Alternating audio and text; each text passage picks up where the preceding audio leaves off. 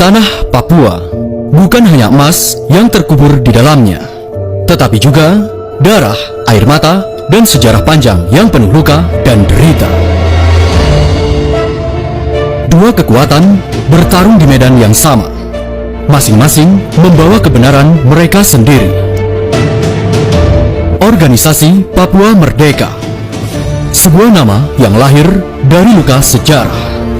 Sebuah gerakan yang dipenuhi harapan dan duka, juga perjuangan dan pengorbanan. Saya minta merdeka! Jadi pun udah dibatas hampir 800.000 orang. Bagi organisasi Papua Merdeka, atau yang kita kenal sebagai OPM atau KKB, ini adalah perjuangan untuk meraih kemerdekaan. Mereka mengangkat senjata bukan hanya untuk melawan, tapi untuk mempertahankan tanah airnya. Sementara itu, bagi Indonesia, sejak dulu Papua adalah bagian yang tak terpisahkan dari Indonesia. Gerakan senjata yang menentang kedaulatan negara harus ditumpas. Dengan darah dan nyawa, militer Indonesia berjuang bukan hanya untuk mempertahankan batas negara, tapi juga menjaga persatuan Indonesia. Di Papua ini konflik, dan itu ada nyata di mata kita, ada faktanya. Namun, di antara dua kepentingan ini, ada darah yang tertumpah, ada nyawa yang hilang, dan bahkan menjadi korban di antara dua kepentingan. Mereka adalah rakyat Papua. Mereka menjadi korban kebrutalan dari dua kelompok yang bertempur selama bertahun-tahun. Konflik ini terkadang sulit untuk dipahami hanya dari satu sudut pandang saja. Lantas, organisasi Papua Merdeka atau OPM, siapakah mereka sebenarnya? Apa yang mereka perjuangkan? Dan apakah mereka benar-benar mewakili suara seluruh rakyat Papua? Ataukah mereka hanya satu sisi dari konflik panjang yang terus membara? Dan satu lagi, mengapa militer Indonesia harus dikerahkan ke tanah Papua? Apa yang mereka inginkan? Inilah kisah tentang sebuah organisasi yang membawa harapan bagi sebagian, namun menjadi ancaman bagi yang lain. Organisasi Papua Merdeka dan jejak darah militer Indonesia di tanah Papua.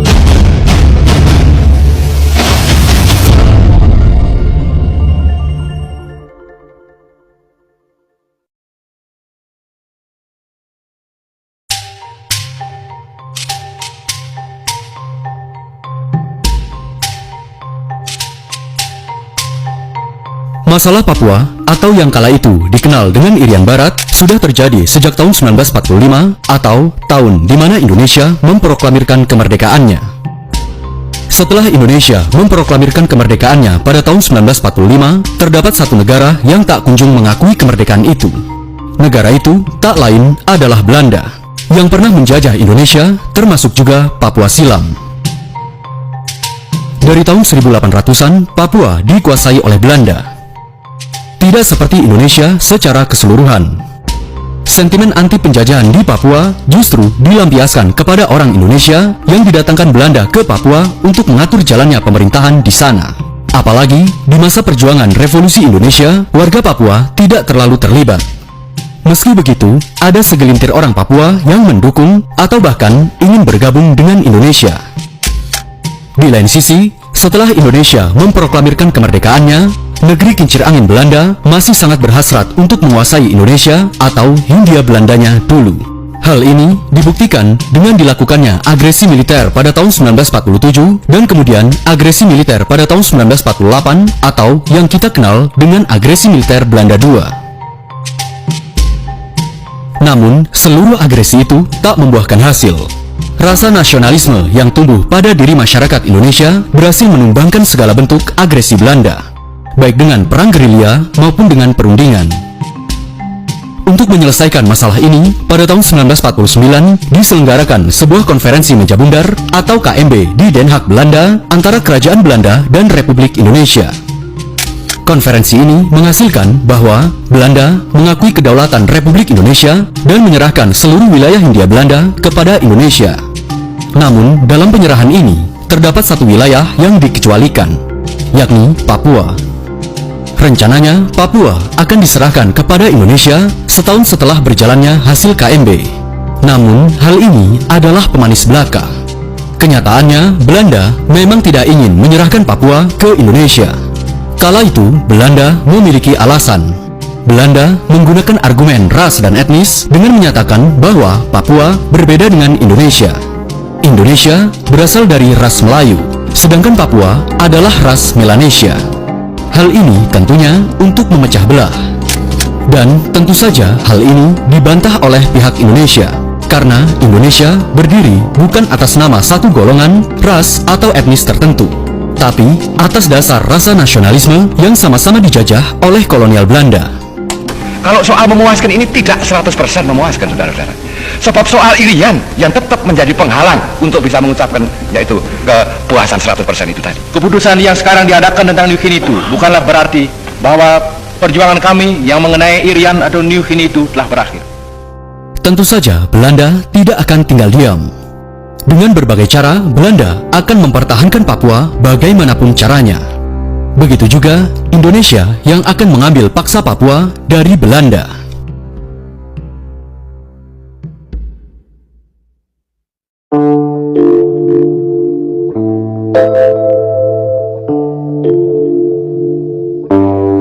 Papua adalah harapan terakhir Belanda. Bukan tanpa alasan. Hal ini dikarenakan Belanda sangat mengetahui bahwa tanah Papua merupakan wilayah yang kaya akan sumber daya alamnya. Hal yang sangat berarti untuk memulihkan perekonomian serta membangun Belanda yang sebelumnya hancur akibat eksploitasi oleh Nazi Jerman pada Perang Dunia Kedua. Terlebih, Papua adalah satu-satunya pijakan kolonial mereka yang tersisa. Untuk itulah, pada tanggal 19 Februari 1952, atas nama konstitusi, Belanda secara sepihak menetapkan Irian Barat atau Papua Barat sebagai bagian dari wilayah kerajaannya. Dan pada tahun 1960, Belanda memberlakukan program A 10 Years Program for Independence atau program 10 tahun menuju kemerdekaan Papua. Dalam program ini, rencananya Papua Barat akan diberikan kemerdekaan pada 10 tahun mendatang, tepatnya pada tanggal 1 Desember 1970. Dalam jangka waktu 10 tahun itu, Belanda akan membangun Papua dan menggelontorkan dana sebesar 25 juta US dollar. Dana itu digunakan untuk membangun fasilitas umum Papua, seperti sekolahan, rumah sakit, bandara, pelabuhan, dan perumahan. Dalam program ini, sekitar 6.000 tenaga ahli seperti guru, dokter, ilmuwan, dan insinyur juga turut didatangkan dari Belanda.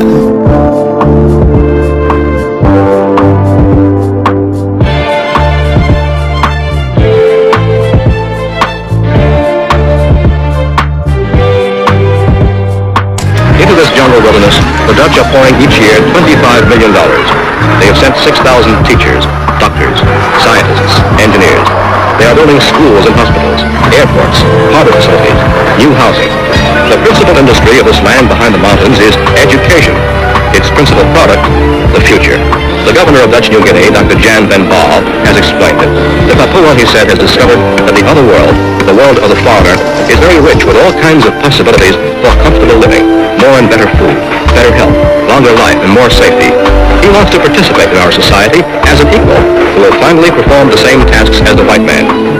And so we were in the process of changing our policy 180 degrees from being fully supportive of nationalism in Indonesia to being opposed to it.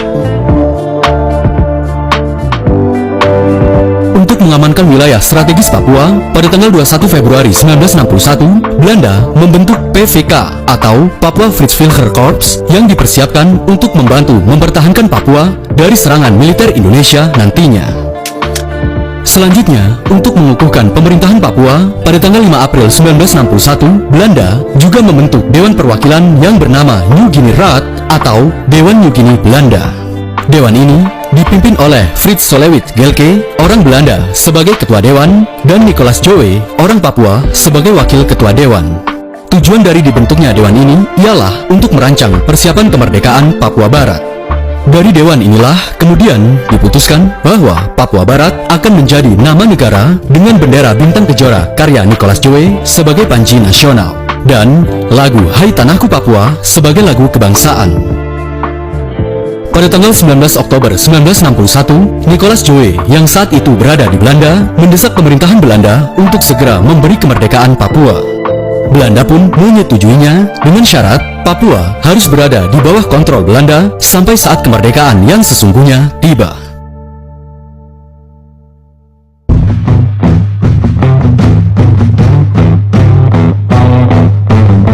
Benar saja, pada tanggal 1 Desember 1961, upacara kemerdekaan pun digelar. Dan untuk yang pertama kalinya, bendera bintang kejora berkibar di samping bendera Belanda. The road towards full independence must be peaceful, must be transitional, so that means the Dutch flag will still fly there for the next 10 years alongside our own flag. And that was the understanding, and we like it. The Dutch were not opposed to Papuan independence, but it would be on Dutch terms, according to a Dutch timetable. They even set a date, the 1st of December 1970.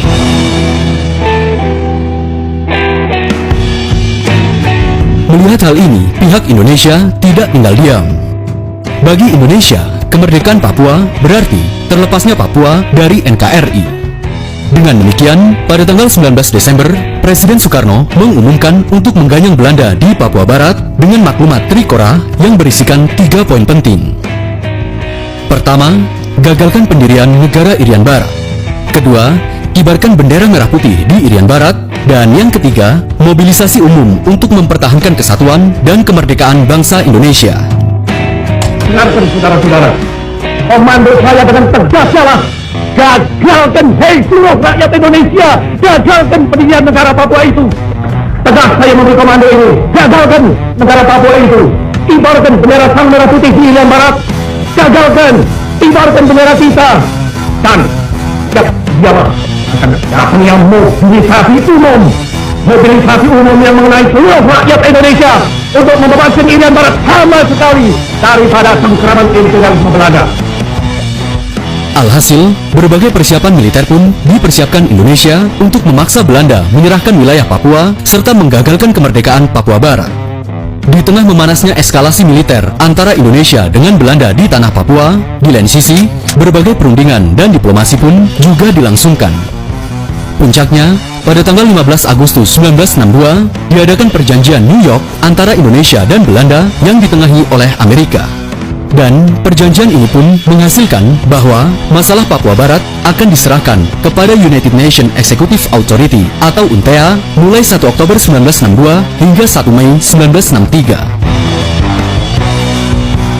Selanjutnya, Papua akan diserahkan kepada Indonesia secara de facto dan akan menjadi milik Indonesia sepenuhnya setelah diadakan Papera pada tahun 1969 mendatang. Sejak itulah, otoritas Dewan New Guinea Belanda diambil alih oleh UNTEA. Nicolas Jowe yang saat itu masih berada di Belanda merasa gagal dalam memperjuangkan kemerdekaan Papua. Ia bahkan bersumpah tidak akan kembali ke tanah kelahirannya sampai Papua merdeka dari Indonesia. Tentu saja hal ini juga tidak dapat ditoleransi oleh berbagai kelompok gerakan kemerdekaan Papua. Hal yang akan melahirkan sebuah organisasi yang kita kenal sebagai OPM.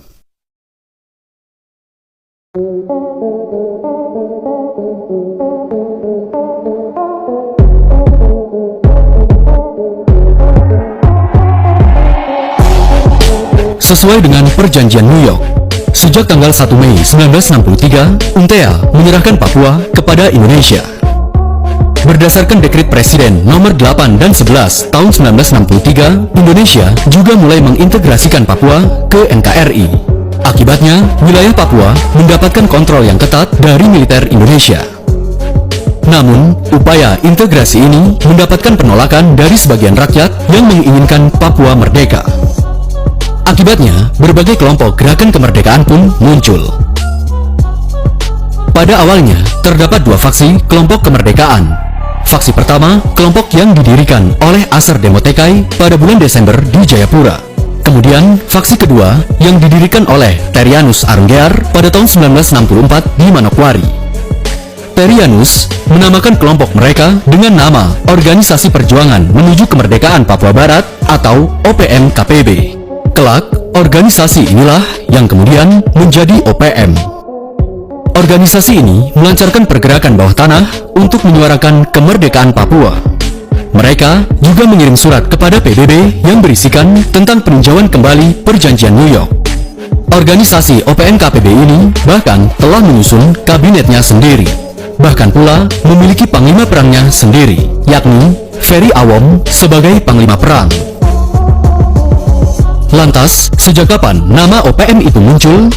Sebagaimana dalam laman Jubi TV edisi 31 Juli 2022 dengan tajuk OPM, TPNPB dan label teroris, Permenas Ferry Awom yang kala itu menjadi panglima dari pergerakan kemerdekaan ini mengadopsi PVK Belanda untuk membentuk Satuan Militer Kemerdekaan untuk melancarkan penyerangan terhadap barak-barak militer Indonesia di Papua Barat untuk merebut senjata.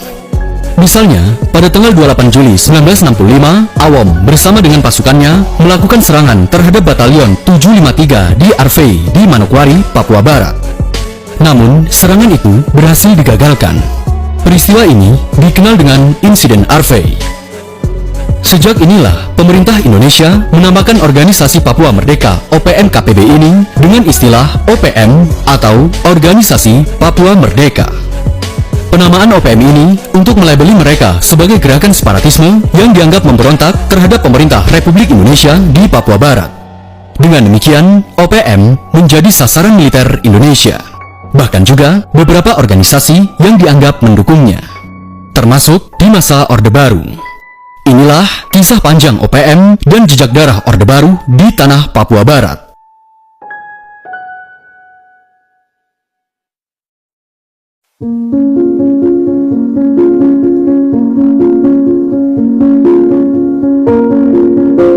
Berdasarkan Perjanjian New York, akhirnya pada tahun 1969, pemerintah Indonesia yang kala itu dipimpin Presiden Soeharto mengadakan Act of the Free Choice atau PAPERA.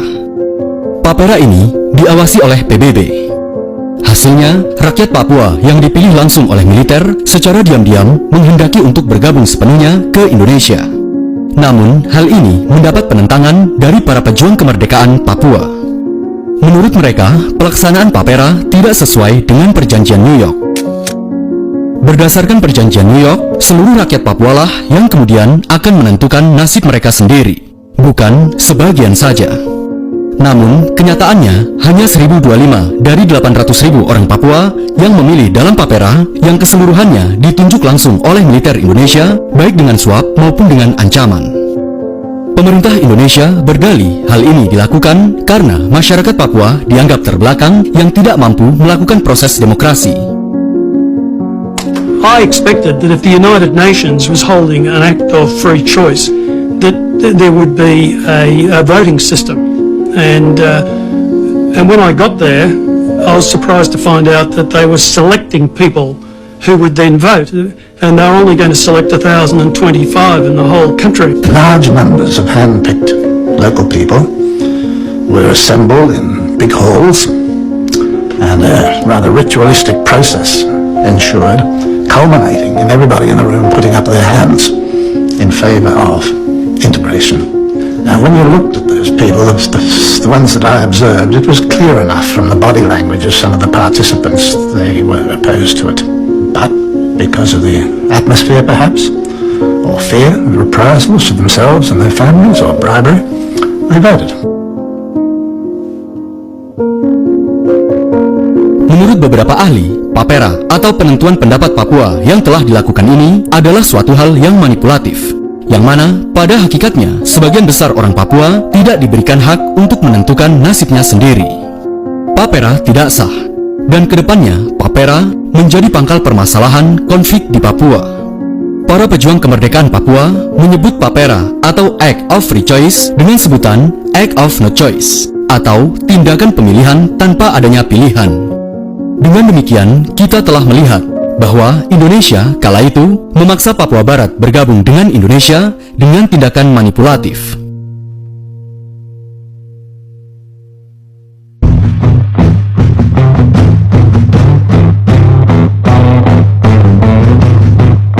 saja, protes dari para pejuang OPM ini tidak dihiraukan oleh pemerintah Orde Baru. Alhasil, kini Papua secara resmi telah bergabung kepada NKRI dan menjadi provinsi ke-26 dengan nama Irian Jaya. Sebagai tanggapannya, pada tanggal 1 Juli 1971 di Markas Victoria, Nicholas Joe, wakil Dewan New Guinea, bersama Seth Javed Romkorem, mantan anggota ABRI, dan Jacob Hendrik Pry, mendeklarasikan berdirinya Republik Papua Barat. Negara baru ini dipimpin oleh Romkorem sebagai Presiden Republik Papua Barat dan Jacob Pry sebagai Ketua Senatnya. Untuk menguatkan sayap pergerakan mereka, pada tanggal 26 Maret 1973, dibentuklah Tentara Pembebasan Nasional Papua Barat atau TPNPB. Pemerintah Indonesia melabeli TPNPB ini dengan nama beragam, seperti GPL atau Gerakan Pengacau Liar, GPK atau Gerakan Pengacau Keamanan, KST atau Kelompok Bersenjata Separatis Teror, KKB atau Kelompok Kriminal Bersenjata, dan juga OPM atau Organisasi Papua Merdeka. Hanya saja, TPN OPM ini tidak cukup solid. Pada tanggal 13 Maret 1976, TPN OPM terpecah menjadi dua faksi, yakni Markas Victoria pimpinan Romkorem dan Markas Pembela Kebenaran atau PMK pimpinan Jacob Pry. Sejak inilah banyak faksi lain OPM yang juga mendirikan kelompok perlawanan yang terbagi dalam beberapa komando regional. Komando-komando tersebut diantaranya berada di wilayah Jayapura Wamena, Merauke, Paniai, dan wilayah-wilayah Menangkawi, Kabupaten Fakfak. Sementara itu, pemerintah Indonesia terus-menerus mengirim pasukan militernya ke Papua. Dengan alasan mengamankan masyarakat dari teror kaum separatis, dari tahun ke tahun, pasukan militer Indonesia di Papua terus bertambah. Padahal, hal ini sebagai langkah untuk pengkondisian gejolak penolakan Papera, serta mengamankan pendirian sebuah perusahaan yang kelak mengeruk kekayaan alam Papua demi kepentingan segelintir elit dan asing. Hal yang akan mengakibatkan rakyat Papua menderita dan juga mengakibatkan terjadinya berbagai insiden berdarah di tanah Papua.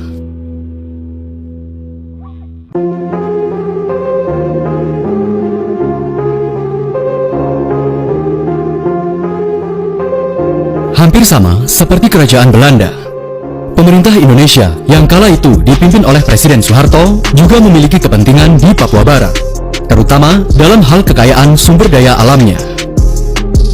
Sejak tahun 1967, tepatnya 2 bulan setelah dilantik sebagai Presiden Indonesia, Presiden Soeharto memberikan kontrak karya kepada perusahaan Amerika Freeport Sulphur untuk mengelola atau melakukan penambangan biji emas dan perak di Gunung Grasberg dan Esberg di Mimika, Papua Barat. Dan pada tahun 1970, perusahaan itu sudah beroperasi. 3 tahun kemudian, 3 Maret 1973, Presiden Soeharto meresmikan tambang tembaga milik Freeport Sulphur sekaligus meresmikan berdirinya Kota Tembagapura. Hal ini sebagai harapan baru pendapatan negara dari investor asing yang diharapkan dapat mengangkat perekonomian Indonesia. Pada tahun 1981, Gunung Biji Timur mulai menghasilkan biji tembaga yang berkadar tinggi. Pertambangan bawah tanah yang baru melanjutkan rencana eksplorasi dan pengembangan sumber mineral yang dimulai tahun 1967. Penjelajahan pertama Freeport dalam wilayah ini terjadi tatkala Forbes Wilson memimpin sebuah ekspedisi ke pegunungan Jayamijaya. Tujuannya mencari sebuah gunung tembaga, Erzberg, yang ditemui seorang ahli geologi Belanda, Jan-Zach Dozy, pada tahun 1936. Berdasarkan persetujuan pemerintah Indonesia, Freeport diizinkan mengadakan pengeboran percobaan. Jika dilihat dari satu sisi, memang pemerintah Soeharto membangun berbagai infrastruktur serta fasilitas hingga sekolahan di sebagian Papua Barat. Namun, di sisi lain, tanah Papua Barat justru menjadi ladang bisnis para pejabat dan asing serta hanya segelintir orang. Tentu saja, pasti akan ada yang dikorbankan. Suku Amume, sebagai penghuni asli wilayah pertambangan, harus merasakan penderitaan yang sangat pahit. Per tahun 1970, aktivitas pertambangan Freeport telah melubangi Gunung Grasberg sampai 700 meter. Tentu saja, hal ini membuat suku setempat, termasuk suku Amume, marah. Bagi suku Amume, Grasberg atau tempat perusahaan Freeport yang didirikan adalah bagaikan kepala ibu yang senantiasa menghidupi suku Amume. Selain itu, Danau Wanagon sebagai danau suci suku Amume juga hancur akibat dijadikan tempat pembuangan limbah beracun dari sisa produksi. Tidak hanya itu, suku Amungme juga terpaksa harus kehilangan sekitar 1 juta hektar tanahnya akibat dari program transmigrasi pemerintah Orde Baru yang didatangkan dari luar Papua. Pemerintah bahkan memindahkan suku Amungme ke daratan yang lebih rendah demi kepentingan pembangunan perumahan transmigran. Alhasil, keberadaan Freeport memantik konflik antara pihak pengelola dengan masyarakat setempat. The game was over. West Papua was now West Irian, the 26th province of Indonesia, and the rewards were more tangible than mere national prestige. There was Freeport, one of the richest gold and copper mines in the world. Great holes, gouged from the Star Mountains, polluted lowland streams. And there was land, lots of it, ripe for closer settlement. The program was called Transmigration. Landless peasants from the crowded islands of Java and Sumatra poured into Irian Jaya, doubling the population.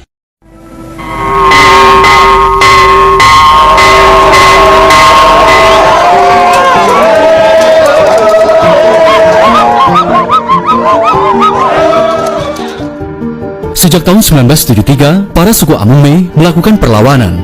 Namun, sia-sia. Militer Indonesia berhasil menumpas yang mengakibatkan 40 orang suku Amungme tewas.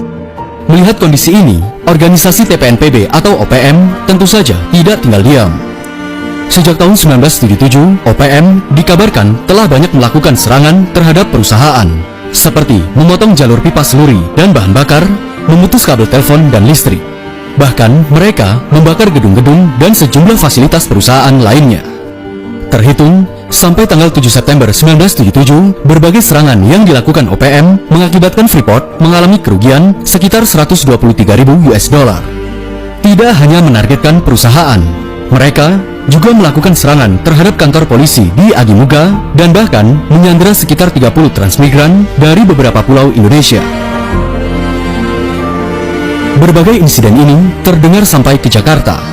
Presiden Soeharto kemudian menerapkan kebijakan keras dengan pendekatan militer dengan menetapkan Irian Jaya sebagai DOM atau daerah operasi militer tanpa batas waktu tertentu.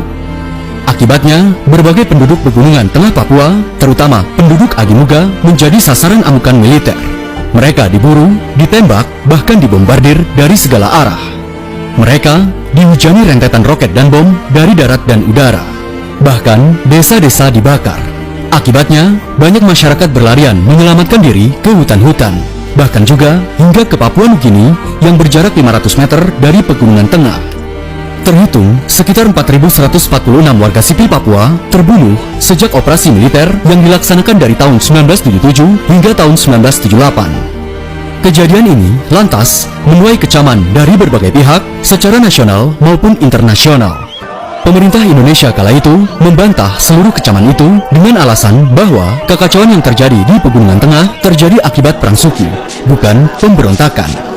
Orang Papua mengenang tragedi ini dengan sebutan tragedi 1977. Salam Papua! Sekali merdeka! Sekali merdeka! Papua! Merdeka! Pada tahun-tahun setelahnya, sebagian pengungsi mulai kembali ke wilayahnya. Mereka mulai membangun pemukiman mereka yang hancur. Sebagian sisa-sisa selongsong bom yang dijatuhkan bahkan dijadikan sebagai lonceng, seperti lonceng yang ada di depan gereja Katolik Malaikat Gabriel Kiliarma. Lonceng-lonceng inilah yang menjadi saksi bisu keganasan militer Orde Baru terhadap masyarakat Papua kala itu. Sejak peristiwa 1977, wilayah Pegunungan Tengah Papua terus-menerus menjadi tempat konflik bersenjata antara milisi pro-kemerdekaan atau OPM melawan militer Indonesia. Komandan TPNPB, Kelly Kualik, bersama dengan pasukannya yang bermarkas di wilayah itu, tak henti-hentinya melakukan serangan terhadap pos-pos keamanan dan juga perusahaan tambang Freeport Sulfur. Hal ini pun lantas menimbulkan berbagai operasi lanjutan dari militer Indonesia. Menurut pengakuan anggota Komisi 1 DPR RI, Maijen TNI TB Hasanuddin, yang dikutip dari laman Impartial The Indonesian Human Rights Monitor, edisi 2 Desember 2021, dengan tajuk TB Hasanuddin beberkan 13 operasi militer yang telah digelar di Papua dalam kurun 34 tahun, sejak tahun 1966 sampai tahun 2000, atau selama 34 tahun, terdapat 13 operasi militer Indonesia di Papua. Di antaranya, Operasi Baratayuda pada tahun 1966-1967, Operasi Sadar, Wibawa, Pamungkas pada tahun 1970 hingga tahun 1974, Operasi Senyum tahun 1977 hingga 1978, Operasi Sapu Bersih atau Saber tahun 1978 hingga tahun 1982, Operasi Gagak 1 dan Gagak 2 pada tahun 1985 hingga 1988, Operasi Kaswari pada tahun 1987 hingga 1988, Operasi Kaswari 2 pada tahun 1988, Operasi Raja Wali 1, 2, dan 3 pada tahun 1989 hingga 1995, dan Operasi Pengamanan Daerah Rawan pada tahun 1998 hingga tahun 2000. Operasi-operasi ini dilancarkan atas dasar penumpasan terhadap gerakan kemerdekaan pada wilayah-wilayah yang dianggap sebagai kantong gerakan OPM atau KKB. Ironisnya, operasi-operasi itu terkadang juga menyasar warga sipil yang sebetulnya tidak terindikasi pada gerakan OPM. Ribuan, bahkan puluhan ribu korban telah terenggut nyawanya. Pelanggaran HAM dan tindakan kesewenang-wenangan inilah yang justru malah mengikis kepercayaan masyarakat terhadap pemerintah dan menyisakan ingatan tentang kekejaman pemerintah yang berkuasa terhadap mereka. Dia negara terpimpin militer, akhirnya dia terhadap bangsa Papua itu segala sesuatu, maupun pembangunan maupun segala sesuatu dia mau bertenak atau dia mau kerja atau dia mau ngambil hasil itu dia tindakan dengan alas negara senjata, dan senjata itu dia beli itu senjata dari hasil Papua, hanya melalui emas dan minyak. Dengan hasil Papua itu dia beli senjata di Amerika atau di Inggris atau di mana-mana, dia senjata, mobil senjata datang terus dengan senjata itu, dengan tindakan. Siapa mau berbicara dari Republik Indonesia, dia mau keluar dari negara ini, dia ada sedikit menuntut hak kebebasan dia sedikit, itu langsung malah Indonesia dia tindakan dari secara militer, tindakan.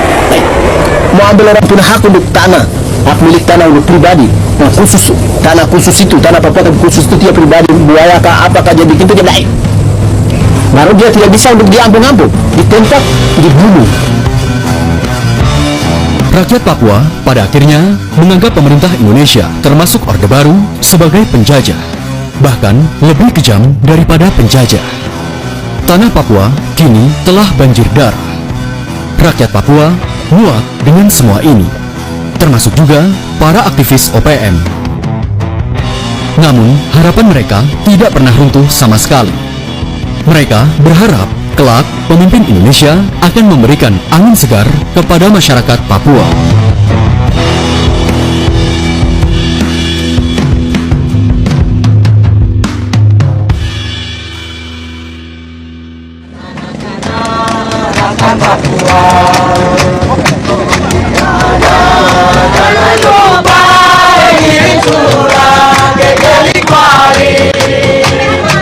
Setelah tumbangnya pemerintahan Orde Baru, konflik antara OPM dengan militer Indonesia sempat mereda, apalagi di masa pemerintahan Abdurrahman Wahid atau Gus Dur. Berbeda dengan Soeharto yang menggunakan langkah-langkah militer, Presiden Abdurrahman Wahid justru memberikan kelonggaran kepada warga Papua. Tentunya hal ini menjadi angin segar bagi rakyat Papua, khususnya bagi TPN OPM. Pada tahun 2000, pemerintah Gus Dur memberikan hak otonomi khusus untuk rakyat Papua dengan memperbolehkan menyanyikan lagu dan mengibarkan bendera Papua Merdeka. Untuk yang pertama kalinya setelah beberapa dekade, lagu Hai Tanahku Papua diperbolehkan untuk didendangkan. Dan bendera Bintang Kejora juga akhirnya diperbolehkan untuk kembali dikibarkan. Namun, bukan di samping bendera Belanda, melainkan di sisi bendera Indonesia. Selain daripada itu, alih-alih menggunakan langkah militer, Presiden Gus Dur bahkan juga memberi ruang diskusi kepada rakyat Papua agar pemerintah betul-betul mengetahui apa yang diinginkan rakyat Papua. Pada bulan Mei hingga Juni tahun 2000, atas izin Presiden Gus Dur, rakyat Papua mengadakan Kongres Rakyat Papua untuk membahas masa depan rakyat Papua.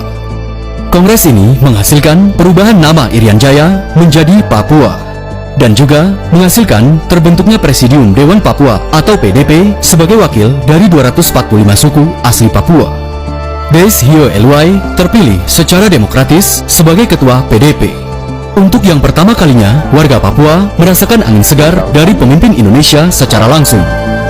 Let's say compromise. Another voice of resistance found expression in this man, Chief Tay Zalaway, who emerged in the 1990s as the undisputed leader of the West Papuan independence movement. His cause was given a massive boost by the downfall of Suharto and his replacement by President Abdurrahman Wahid, who seemed truly committed to resolving human rights issues peacefully in Indonesia. For the first time in decades, Papuans were allowed to sing their national anthem without fear of imprisonment. Hanya saja, masa kepemimpinan Gus Dur tidak berlangsung lama. Pada tanggal 23 Juli 2001, ia dilengsarkan oleh parlemen dan digantikan wakilnya Megawati Soekarno Putri.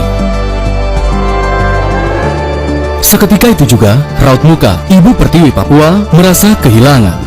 Dan benar saja, pemerintahan yang baru justru memandang PDP sebagai organisasi separatis. Maka sangat wajar, pada tanggal 10 November 2001, 4 bulan setelah lengsernya Gus Dur, Desio Eluai, Presidium Dewan Papua, ditemukan tewas di dalam mobilnya. Berdasarkan hasil investigasi penyelidikan, Eluai tewas setelah diculik oleh anggota militer dari Kopassus.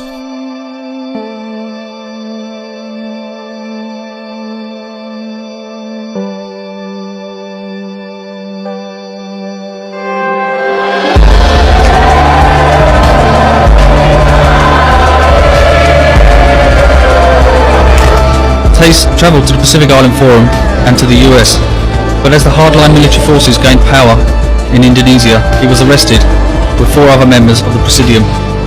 He was later let out on house arrest, where he continued to be a voice for the independence movement. He challenged his arrest and refused to sign the Special Autonomy Bill. Hayes had become a real threat to Indonesia, and on 10th of November 2001, Indonesian Special Forces assassinated him. Beliau telah pergi untuk selama-lamanya. Beliau keluar dari rumah ini pada tanggal 10 dan kembali ke rumah ini.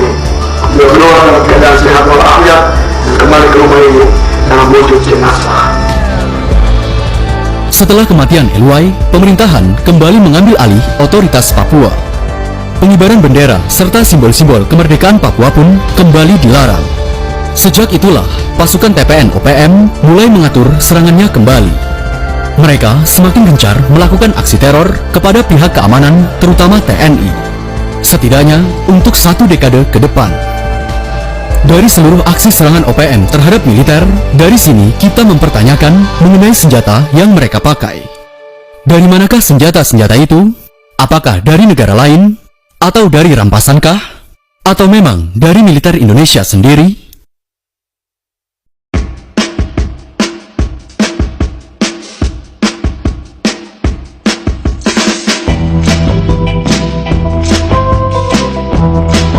Dalam berbagai serangannya, OPM memiliki berbagai jenis senjata laras panjang, seperti M16, AK-47, AK-101, Zastava M48, Steyr AUG, dan lain sebagainya.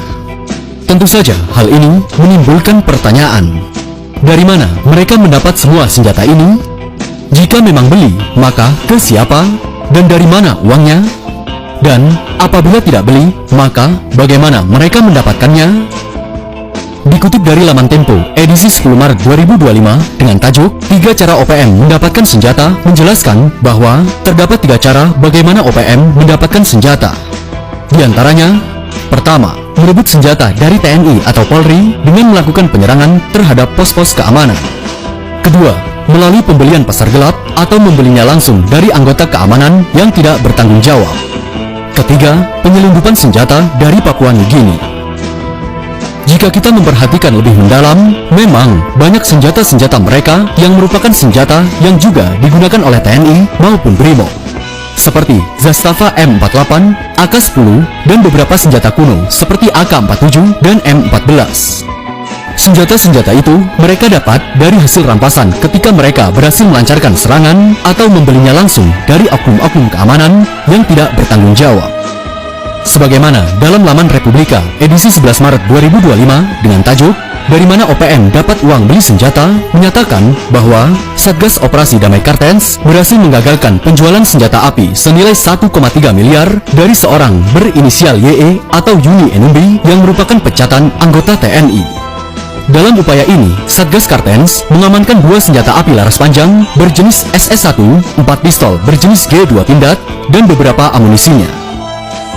Jubir OPM Sebi Sambom mengakui adanya penangkapan itu.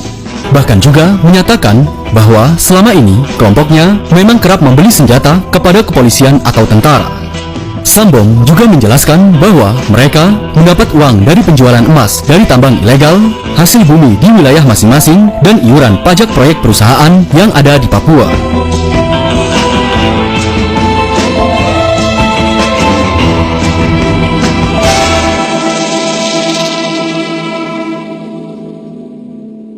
Mulai dari iceberg sampai Forsyth harus menghancur totalkan fasilitas Freeport. Sedangkan yang namanya masyarakat sipil, asli Papua, non Papua, atau masyarakat warga asing tidak boleh terganggu.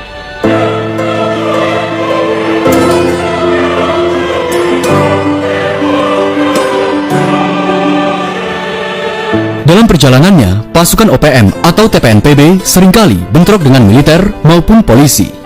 Hal ini tentu saja mengakibatkan aksi kekerasan, baik peledakan, pembakaran, penembakan, penangkapan, bahkan juga penyiksaan. Korban dari bentrokan ini tak lain dan tak bukan adalah warga sipil Papua.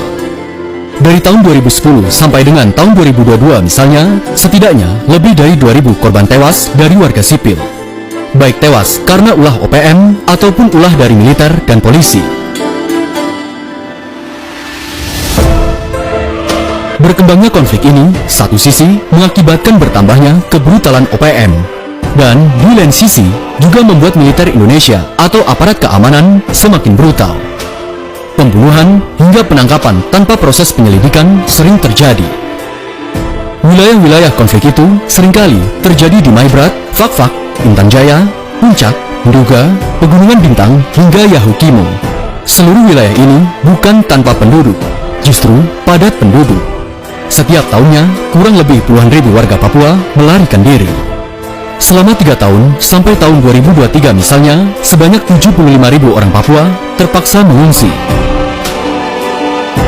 Dari hari ke hari, bahkan sampai detik ini, pemerintah Indonesia masih belum menyelesaikan permasalahan Papua atau pergerakan TPN-OPM. Lantas, bagaimana dengan pendekatan pembangunan infrastruktur? Tentu saja hal ini sangat mustahil untuk menjawab permasalahan konflik Papua. Selama intervensi militer terus-menerus dikerahkan atau bahkan tidak dikurangi, maka konflik di Papua akan terus membesar. Memang, terkadang banyak militer Indonesia yang menjadi korban. Namun, sekali lagi, pendekatan militer adalah suatu pendekatan yang sangat dibenci oleh warga Papua. Satu hal yang pasti, korban daripada konflik antara OPM dan militer Indonesia tak lain dan tak bukan adalah warga sipil. Terlepas dari semua itu, katanya keadilan bagi seluruh rakyat Indonesia. Ternyata, Papua yang dipaksa menjadi bagian dari Indonesia hampir tidak merasakan keadilan tersebut. Salam Jas Merah.